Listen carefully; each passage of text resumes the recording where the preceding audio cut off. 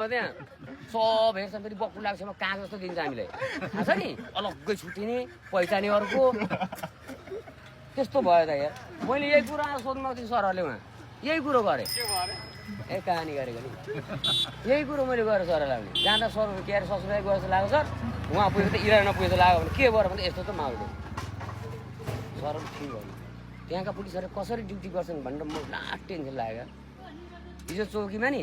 हामी सबैजना बस्यौँ राति भरे कम्प्लेन लेखेर आएका छन् क्या परिवारै ढाक ढाक ढाक गेट हाल्दा कोही नखोल्ने पुलिस पनि नखोल्ने गेट खोल्ने बेलामा ए केटा आउने गर्छन् तँ केटा तिमीहरू गेट खोल्न जाएर त को आएछ भने चेक गरेर लाग्यो कोही उठ्दैन केटाहरू पनि म गएँ अब मासर को हेरेँ कोही कहाँबाट गयो स्थिति कस्तो छ बाहिरको होइन खोल्दै हाने त्यस्तो ठाउँमा पुगेँ भाइ ल ठिक छ भाइ तर यो हाँसेर बोल्दैछु कि त्यहाँ पुगेपछि हावै उठिदिन्छ फेरि त्यहाँको माहौल हेर्ने बित्तिकै मान्छेको त्यो उनीहरूको हेराइ देख्ने बित्तिकै खुस्किहाल्छ नि हामीले यिनीहरू क्रस गएपछि हेर्नु न यिनीहरूबाट 1.5 घन्टा उता भनेपछि बुझ्न